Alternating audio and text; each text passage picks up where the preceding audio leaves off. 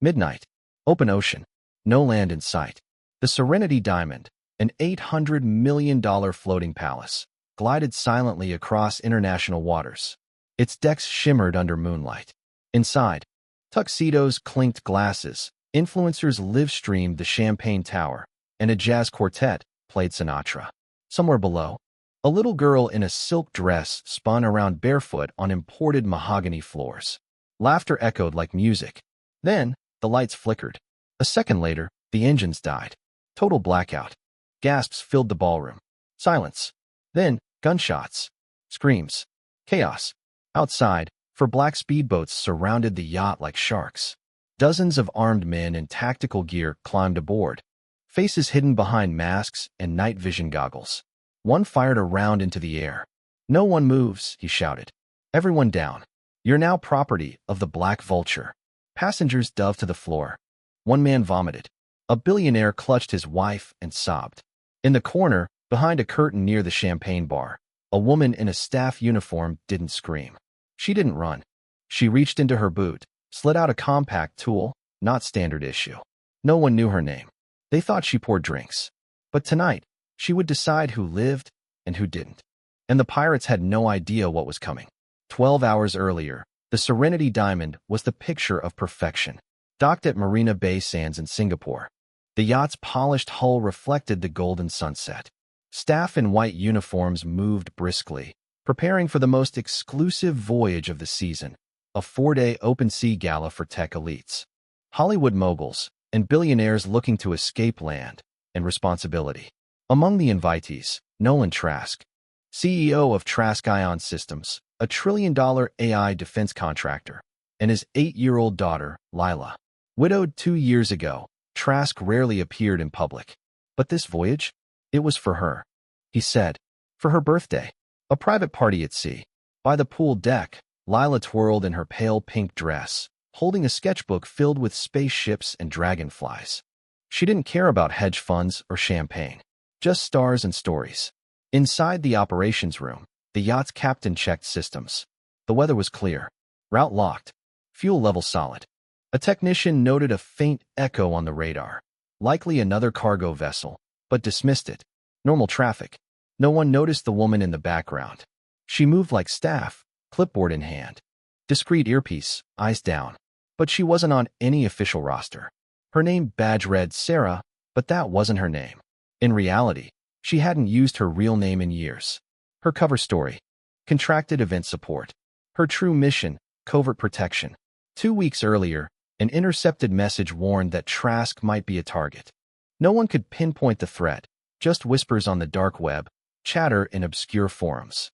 Enough to trigger a precaution. She had been chosen, not for her resume, but for her silence. Ex-naval intelligence, close quarters combat, surveillance and extraction, ghost-level clearance. On board, she mapped the ship in her mind. Security choke points, ducked routes, blind spots in camera coverage. She memorized crew shifts, watched the hired guards. Young, muscular, but too relaxed. One flirted with a guest near the hot tub. Another scrolled Instagram. They weren't ready. She kept to herself. Served cocktails. Reset towels. When guests laughed at her silence, she smiled politely. She didn't mind being invisible. She counted on it. Later that evening, as the ship left Singaporean waters, the celebration began. Fireworks burst over the bay. The rich toasted their own excess. Trask, wearing a navy tux, carried Lila onto the dance floor. She giggled as he spun her under chandeliers. The woman watched from the corner. Her fingers tapped a rhythm on the silver tray, 3 fast, 2 slow. A reflex from old missions. Something felt wrong. She had checked the crew manifest earlier. 4 names stood out, 2 clean, 2 new. And one of them, she noticed, had disappeared during lifeboat checks. Another loitered in the engine hull despite being assigned to housekeeping. She logged mental notes. No radio chatter yet. No confirmation. But the air had shifted. At 9:42 p.m., she slipped into the lower corridor under the pretense of retrieving extra champagne. Instead, she found a hatch open. Not wide, just cracked. Enough for someone to slip tools, or weapons, through. Behind the hatch, a crawl space leading toward the engine control room. She closed it silently, fingers brushing fresh scratch marks on the edge. Back in the ballroom, no one noticed her reappear. Music swelled. A model posed on the grand staircase. Trask laughed with a venture capitalist. Lila sat by the window, counting stars. The woman, still Sarah, to the world, stood near the back bar. She didn't blink. She didn't breathe. Something was coming. Not a storm. A hunt. And this time, she wasn't the prey. By midnight, the Serenity Diamond sailed deep into international waters. The coastline had long disappeared. The air smelled of salt and diesel. And the waves rocked the yacht just enough to remind guests they were far from any safe harbor. Inside, the party raged on. Champagne bottles popped like fireworks. A famous DJ spun 90s hip-hop under a canopy of LED stars. Guests danced barefoot on glass tiles that shifted colors with the beat. It was beautiful, surreal, and completely vulnerable. The woman called Sarah didn't dance. She moved quietly through the corridors behind the ballroom, staying near the utility access doors, staff stairwells, and power junctions. Her mind ran fast, breaking everything into tactical grids. Entry points, escape paths, weak spots. She had confirmed her suspicions earlier that night. Two of the supposed crew, Lynn and Kale, were carrying military-grade comms gear, not issued by the yacht company. One of them wore boots with saltwater corrosion, odd, given they'd just departed port, and both avoided eye contact with other staff. More importantly, neither slept in assigned quarters. At 12:14 a.m., she accessed a maintenance panel near the engine bay.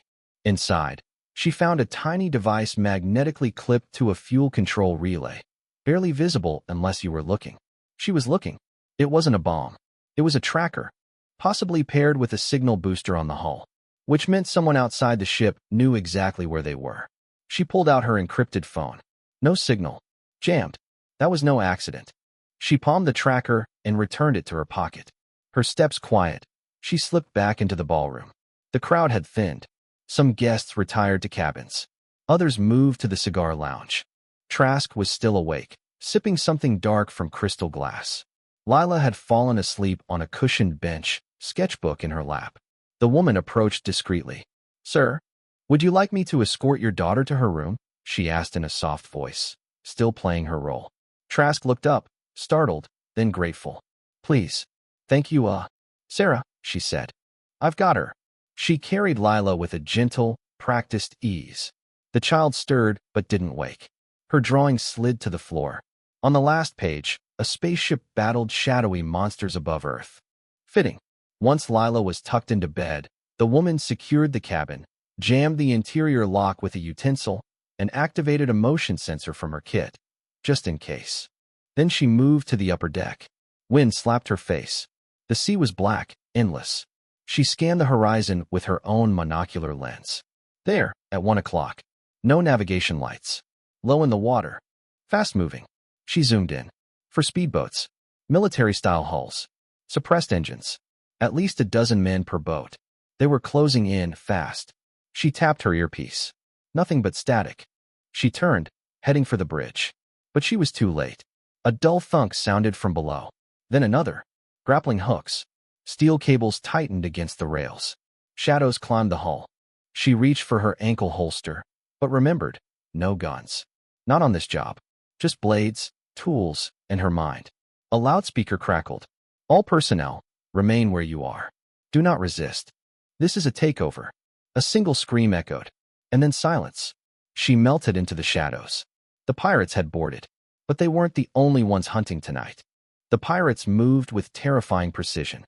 Within 90 seconds of boarding, they had taken control of the upper deck, sealed the bridge, and neutralized the minimal private security with chloroform, tasers, and zip ties. The jazz music died mid-song. Lights went out in sections, intentionally. The yacht groaned under its own silence. From the main lounge, screams erupted. Guests were herded like cattle. A man in a blood-stained tuxedo shouted for help before being pistol-whipped to the marble floor. Women clutched each other. Phones were snatched. Cameras smashed. The lead pirate stepped forward. Tall, broad, with a voice like gravel soaked in oil. "You will all comply. This is not personal. We are here for assets. Resist. And you die. Cooperate. And this ends quickly." He tossed a duffel bag to the floor. "Inside that vault is a biometric safe. Mr. Trask, We know you're carrying the code. You have 15 minutes. The billionaire stood frozen, daughter nowhere in sight. He said nothing. The pirate didn't flinch. We'll start removing fingers in 6. Back in the staff corridor, the woman known as Sarah crouched beside a ventilation panel, listening through a fiber mic pressed to the wall. Her breathing was steady, calm.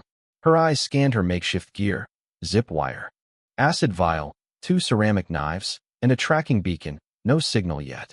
Her TTS-trained mind broke everything into time units, response protocols, and perimeter vulnerabilities. She slid silently into the galley. The chef lay unconscious. A server sobbed behind a prep table, hands zip-tied. Sarah moved to the pantry, sliced the bonds, and whispered, "Stay quiet. Block this door with the meat rack. Do it now." The server nodded, terrified. Sarah continued through the maintenance chute and emerged beneath the stern deck. Outside, the speedboats remained tethered. 4 pirates guarded the rear stairwell. 2 checked their gear, another reloaded, while 1 smoked without a word. She recognized the insignia on the smoker's sleeve, Black Vulture, a breakaway paramilitary group turned freelance mercenaries. Ruthless, disciplined, expensive. This wasn't a typical pirate op. Back in the ballroom, the pirates lined guests against the wall. They separated the elderly and children into one corner. A guest tried to livestream. He was struck down without hesitation. Blood pooled beneath him. The message was clear: no heroes. Suddenly, one pirate noticed a missing girl. The child. Where's the Trask girl? Panic sparked in Trask's eyes. She's asleep, he lied. The pirate walked forward slowly. We're not here for a girl. But if you lie again, we start cutting. Pick one. His rifle swung toward a woman near the piano. Then, crack. A sudden pop echoed from the galley corridor. Steam. Something burst. A fire alarm tripped. Sprinklers came alive in the east hallway, soaking carpets and disorienting the attackers. The leader turned sharply. Find who did that, he growled. They moved. And so did she. Sarah slipped between laundry carts, bypassing cameras, entering the control junction. She cut lighting feeds on deck 3, then rerouted emergency backup to corridor 7, baiting them into blind pursuit. They followed the trap. She moved again. Her mind was a mission clock. Her body, a weapon honed in 10 conflicts across 3 continents. She didn't care about champagne or billionaires. She cared about leverage. And right now, leverage was in a locked bedroom with a frightened little girl. She was going to get there first, or people were going to die. Sarah sprinted down the darkened service corridor, her boots barely making a sound against the steel. Overhead, emergency lights blinked blood red. The ship groaned, metal expanding under pressure or fear. Her breathing stayed measured. Her steps calculated. Every second counted. Lila's room was 2 decks down, port side. Sarah knew the path, through the crew laundry, down a cargo elevator, then across the access tunnel near the hull. No cameras. No guards, yet. Behind her, shouts echoed. The pirates had taken the bait. At least 3 of them were now tearing through the fire-slick corridor she'd disabled. One would find her false trail, bloody shoe prints made from food dye and a severed radio antenna taped to a fire door. Delay. Confuse. Distract. She descended the elevator shaft manually, hand over hand. Her gloves burned against the steel cable, but she landed silent. No alarms. In the hallway outside Lila's cabin, everything was too quiet. She knocked twice, soft, specific. No answer. She drew her knife and eased the door open. Inside, moonlight filtered through the porthole. Lila was gone. The blankets lay tossed aside. A child-sized footprint trailed toward the wardrobe. Sarah opened it and found the girl curled up, eyes wide, silent. Sarah knelt. It's okay. I'm here to protect you. Lila didn't speak, but she nodded. Outside, heavy footsteps thudded across the deck. Sarah pressed a finger to her lips and pulled Lila into the service tunnel. They moved in darkness, breathing through their noses. Lila clung to Sarah's shirt, but never made a sound. They reached the auxiliary engineering bay. Sarah activated a handheld transmitter, a backup emergency signal. Battery, 38%. It pulsed once, then went dark. Jammed again. She cursed under her breath. Are you a spy? Lila asked, whispering. Sarah allowed a tight smile. Not tonight. Tonight, I'm your shadow. Suddenly, voices. A search party. 2 pirates. Sarah pulled Lila behind a compressor unit and waited. One man passed within feet of them, scanning with an infrared torch. Then, his radio crackled. Target still missing. Repeat, the girl is not secured. He grunted. Copy. Checking starboard utilities. As he turned, Sarah moved. She wrapped her arm around his neck and drove her knife under his ribs. Quick, clean, silent. His body crumpled. The second man turned too late. She flung the empty transmitter at his face. He staggered. Sarah rushed, tackled him to the floor, and slammed his head into the bulkhead. Once, twice. He dropped cold. Lila watched with a child's stunned intensity, like watching a nature documentary in real life. Sarah knelt again. I need you to be braver than you've ever been. I can, Lila whispered. Just don't leave me. Never, Sarah replied. They slipped into the water filtration chamber. Sarah sealed the hatch behind them. Then she accessed the auxiliary panel and rerouted power to the lower-level intercom. A soft tone beeped. Open channel. She spoke clearly. Emergency override active. Crew, if you're receiving this, hostile force confirmed. 40-plus personnel. Likely mercenary. Black Vulture unit. Biometric safe is target. Repeat, this is not a drill. Then she cut the mic. She looked down at Lila, who hadn't flinched. Sarah was impressed. Some people cracked under pressure. Others, even small ones, turned to steel. Outside, the pirates regrouped. They still thought they had control. They didn't know the ship had already chosen sides. And the woman they overlooked? She was turning the tide, one body at a time. In the filtration chamber, Sarah checked her watch. 3:07. Nearly 3 hours since the first breach. That meant reinforcements from maritime security could be en route. If anyone had heard her transmission. Big if. She needed more than hope. With Lila tucked into a corner behind carbon filters and a folded emergency blanket, Sarah activated her comm scanner again. Still jammed. But something odd blinked on her encrypted band. A signal spike. Close. Maybe 50 meters. Someone on board was transmitting on the pirate's frequency. Someone inside the crew. She narrowed her eyes. There had been signs. A second unlocked hatch near the aft tower. Electrical panels rewired not for sabotage, but for surveillance. And the janitor from Deck 2, Emile. Too clean. Too fit. Eyes that scanned like a soldier. Sarah had seen that look before. She left Lila with a knife and instructions. Don't move. Only come out if you hear me say dragonfly. Got it. Lila nodded. Sarah moved fast, silent, her body sliding through the underdeck tunnels like a ghost. She reached the security station near the crew barracks and peeked inside. There he was, Emile, standing alone, headset on, speaking in a hushed tone. His posture was wrong for a cleaner. Too straight, one hand resting casually on a firearm under his jacket. And on the screen, security feeds. Live. Unblurred. He had access. Package not secured, he said into the mic, but the asset is still isolated. Trask has not opened the vault. A pause. Understood. 10 minutes, or we switch to full casualties. Sarah didn't wait. She burst through the door, catching him mid-turn. His eyes widened, but she was already moving. She slammed his wrist against the edge of a console, disarming him. He threw a punch. She ducked and drove a knee into his stomach. He wheezed, but didn't fall. You're too late, he hissed, grinning. They already own this ship. Sarah pinned him against the panel, her blade pressing to his neck. Talk. He spat blood. We weren't after ransom.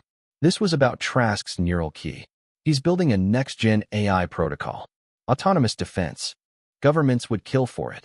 Who sent you? He smiled. No flag. Just money. Sarah's fist knocked the grin off his face. She zip-tied his hands and injected a paralytic into his neck, standard field kit. He slumped, groaning. Then she hacked into the system, using his credentials to unlock full deck schematics. Now she saw everything. Pirate locations, thermal readouts, access routes.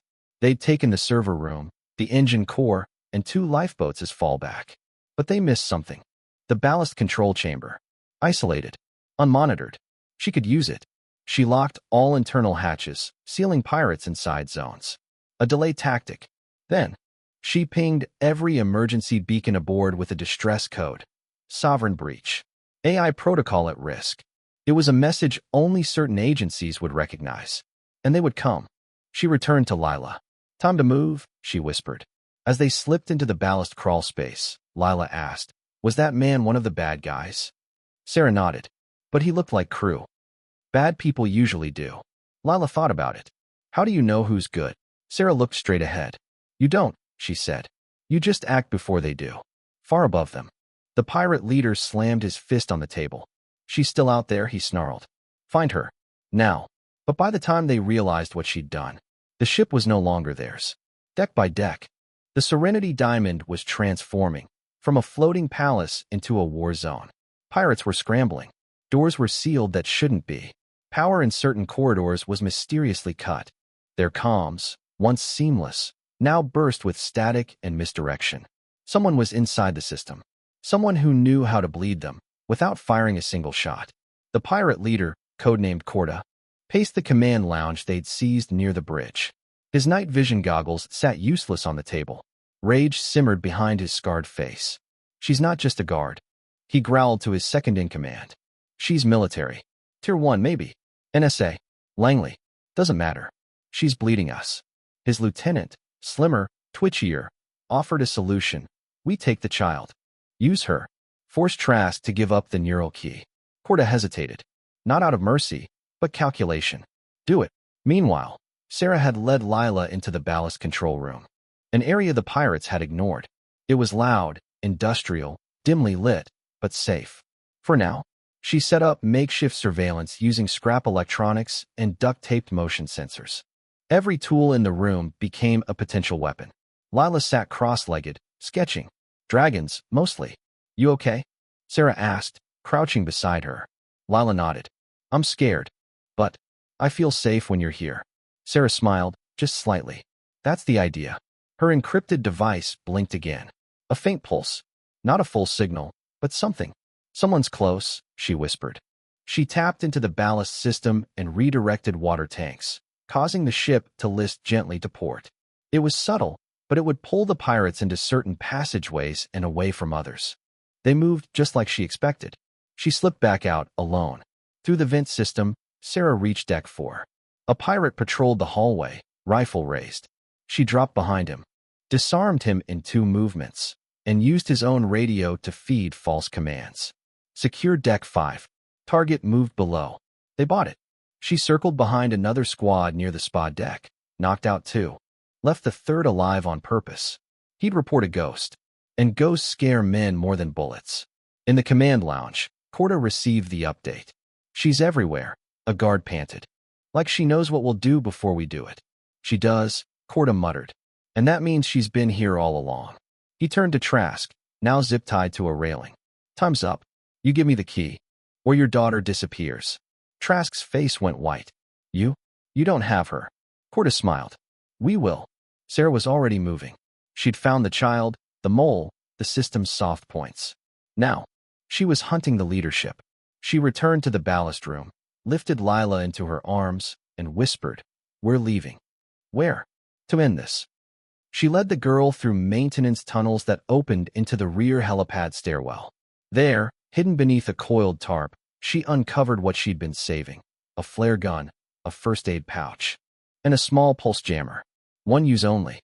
She gave Lila the flare. "You fire this into the sky if I tell you. Not before. You aim high. Hold tight." "Got it." Lila nodded like a soldier. Then they moved. Sarah used the jammer to fry 2 guards' comms as they passed the atrium. She neutralized another near the security annex, dragged his body into a locker, and swapped his access card. They were close now, 1 floor between her and the pirate leader. Lila whispered, "You're not just a guard, are you?" Sarah paused. "No," she said. "I didn't think so," the girl replied. "You're something else." Sarah took a breath. "Tonight," she said, "I'm your last chance." And with that, she stepped into the storm. The grand atrium of the Serenity Diamond, once the heart of luxury, now looked like a crime scene from a war zone. Glass railings shattered, gold trim scorched, tables overturned, blood smeared across imported marble. A chandelier flickered above, its crystals swaying with each ripple of the sea. At the top of the sweeping staircase, Corda stood like a general surveying his domain. His rifle slung across his chest, a hand clutched tightly around Lila's arm. She looked small, fragile, but silent, just like Sarah had told her to be. Bring me the key, Corda bellowed into the atrium, or the girl dies. Across the mezzanine, Trask knelt, hands zip-tied, blood on his shirt. His face was hollow. He had broken once in his life, when his wife died. He was about to break again. Sarah stood behind the far pillar, invisible in shadow. She had a clean shot, but no gun. Just a ceramic knife. A handheld flash device, and the element of timing. She needed a miracle. Corda raised his rifle. "This is your last chance," he shouted. "You think she can save you?" He looked around, eyes scanning the broken hall. "That ghost you all whisper about? She can't save anyone." Sarah stepped forward, slowly, deliberately. "I'm not here to save anyone," she said. Corda's head snapped toward her voice. Gasps echoed from the remaining crew. She stood on the opposite balcony, hands visible, a single utility blade tucked under her forearm. "I'm here to end this," she added. Corda snarled. "Drop the blade." "Drop the girl," she replied. They stared each other down, two professionals with decades of shadow in their eyes. Lila didn't move, not even a breath. "You think this is heroic?" Corda said. "This is math. I kill her, I walk. You kill me, someone else takes my place. This is just market equilibrium, soldier." Sarah took a step closer. "You're right. It's math."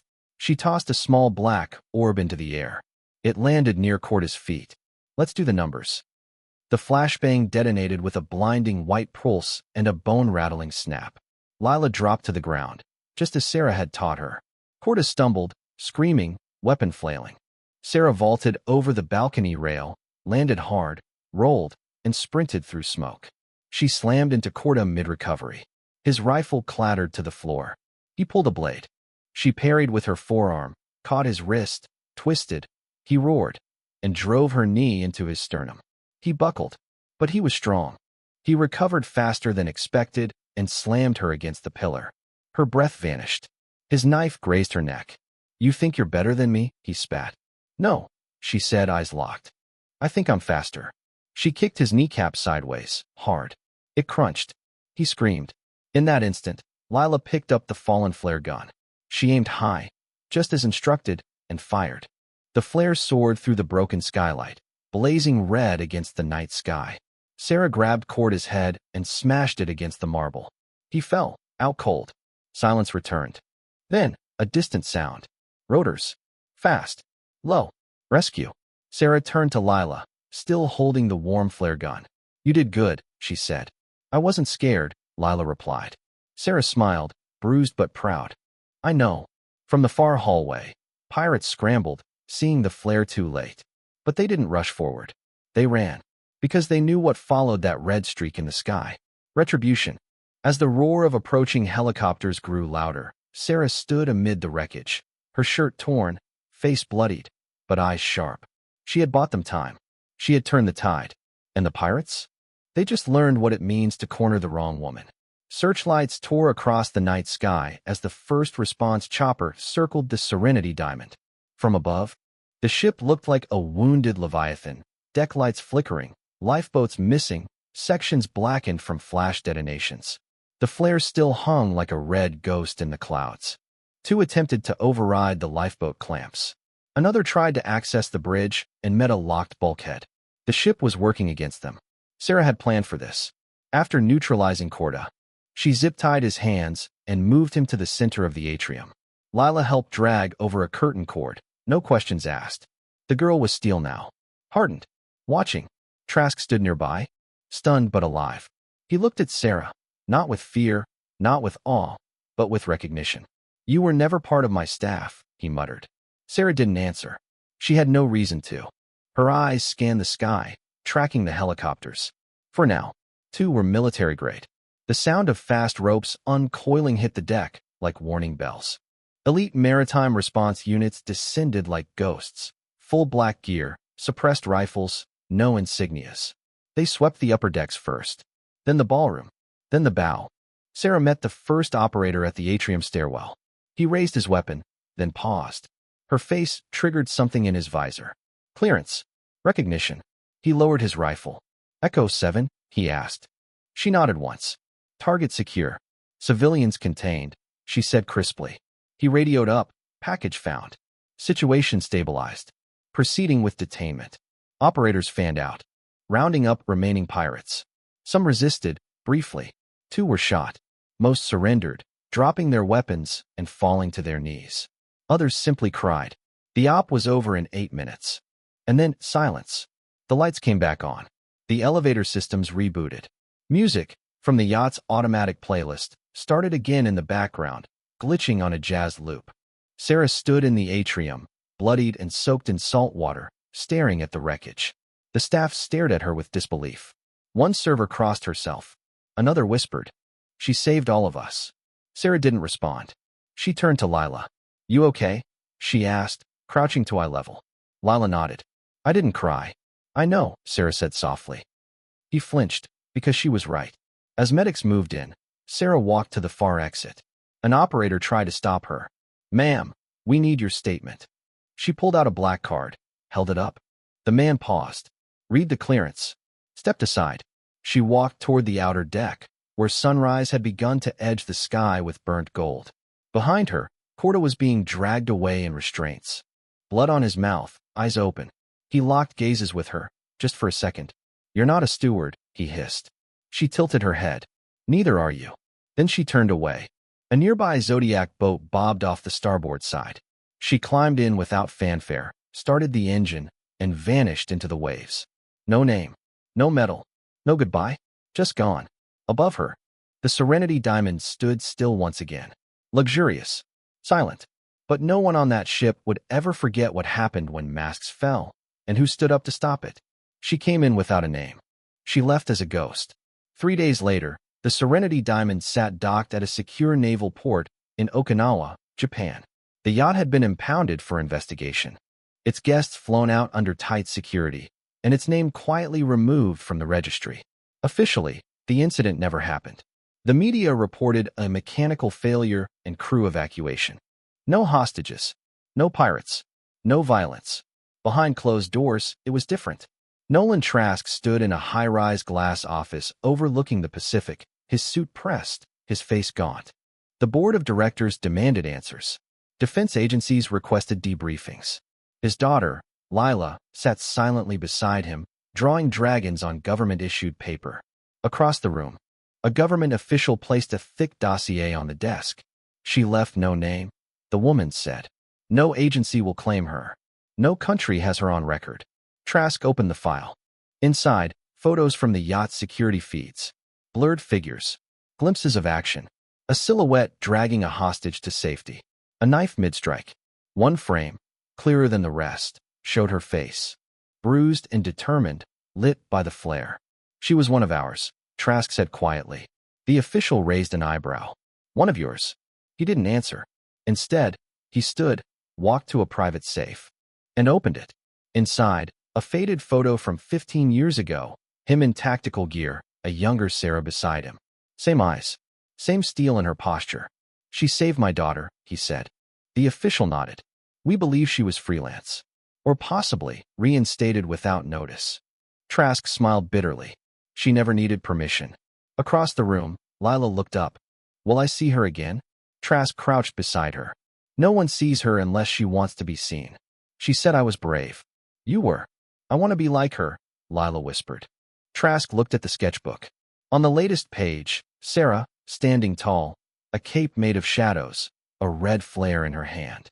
The dragon curled around her feet, guarding, not attacking. He gently closed the book. "She wouldn't want glory, but she deserves it," Lila said. That night, in a safe house 2 countries away, Sarah cleaned a thin scar across her shoulder. Her room was Spartan, concrete walls, a single lamp, a duffel bag half-packed with tools. The TV flickered with news of market crashes, political scandals, a celebrity divorce. No mention of the yacht. She didn't expect any. She wasn't built for parades or thank yous. She reviewed maps, data files, and a new mission briefing. Her finger paused on a redacted line. High-value asset. Child of strategic interest. It wasn't about money anymore. It never really was. Her phone buzzed once. No caller ID. A single message. Echo. Always echo. She stared at it for a moment, then deleted it. Back in Okinawa, a naval officer reviewed satellite footage. One clip, he couldn't erase, showed a Zodiac boat cutting across the waves at dawn. slipping through patrols without triggering a single alarm. No heat signature. No ID. Just a shadow. He turned to his aide. She's not done. The aide asked, should we be worried? The officer smiled. Not if we're on the right side. At a private airport in San Diego, a man in a suit approached a young girl carrying a sketchbook. You must be Lila Trask, he said kindly. We're here to escort you home. She nodded. As they walked toward the jet, she glanced back at the empty sky. I hope she's okay, she whispered. She's more than okay, the man replied. She's out there, watching. And somewhere across an undisclosed ocean, under fading stars, Sarah adjusted her black cap and stepped aboard a freighter bound for nowhere. Because ghosts don't rest. And the world, still, needed shadows. 2 weeks had passed.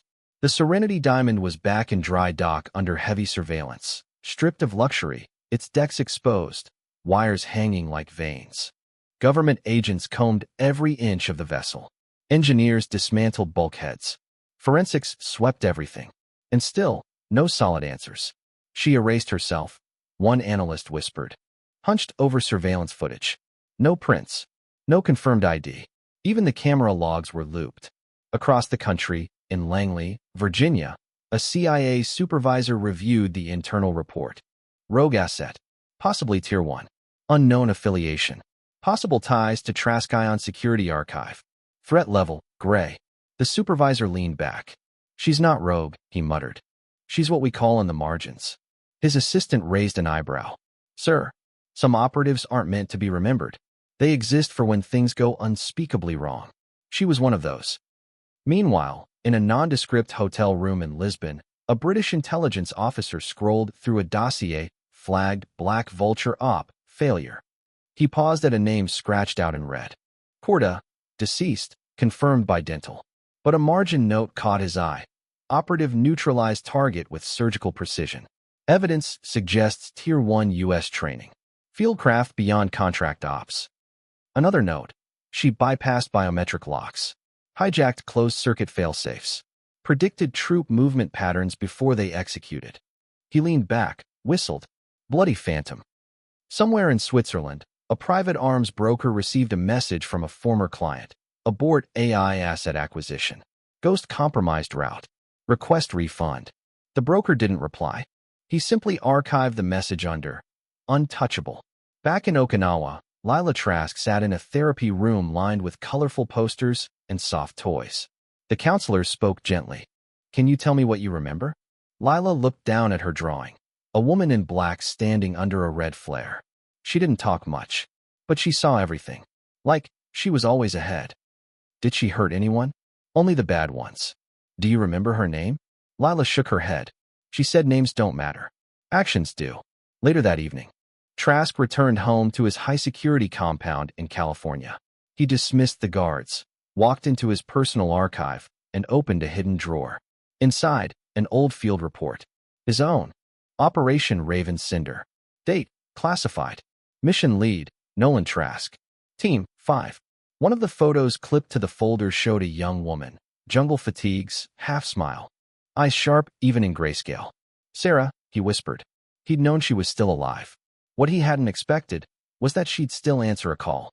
He picked up his phone, typed out a message on an encrypted channel, and stopped. He didn't hit send. Some debts aren't meant to be repaid. Not in this life. Meanwhile, halfway around the world. In a rusted port town in Croatia, a bartender poured whiskey for a quiet woman in the corner booth. She wore a nondescript jacket, a black cap pulled low, and one glove on her right hand. She nodded at the TV above the bar. Muted news scrolling a headline.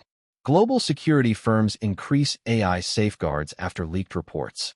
The bartender said, crazy stuff, huh? She sipped her drink, then replied softly, it's never about the tech. It's about who's holding the leash. He blinked, confused. But she was already gone. No glass. No tip. No trace. Just the faint imprint of a wet boot on the wooden floor, heading for the shadows outside. And somewhere deep inside half a dozen intelligence agencies. Her name, whatever it truly was, remained a question no one wanted to ask out loud. Because ghosts aren't hunted. They're respected, feared, and never forgotten by those who live to tell the story. A month later, the world had already moved on. The Serenity Diamond was back under repair, repainted, renamed, and rebranded. Billionaire guests returned to their penthouses. The news cycle spun forward to elections, scandals, celebrity breakups. The flare over the ocean had become a ghost story told in elite lounges. Did you hear about the yacht that got hit? They say a ghost saved them. At Trask Ion Systems, things were different. The neural key, the one Sarah had unknowingly protected, was now locked in a vault beneath 12 feet of concrete. Under 6 layers of biometric encryption, Trask had halted the project. For now, he told the board it was due to safety concerns. But truthfully, he couldn't shake her face. The calm she carried. The way she did. I wrote her a letter, she said. To who? Trask asked gently. To the woman. The one who saved me. He reached out, took the letter, and unfolded it slowly. Inside, in neat handwriting. Dear Shadow Lady, I think about you every night. Not because I'm scared, but because you made me feel brave. I don't know where you are, but I hope you're somewhere quiet. Maybe you have a cat. Or a window with stars. Thank you for not being afraid. Love, Lila. He didn't speak for a long time. Then, carefully, he placed the letter into an envelope, sealed it, and slid it into a hidden compartment behind a panel on his wall. Alongside it, the only photograph of Sarah from their old mission. The one no one else would ever see.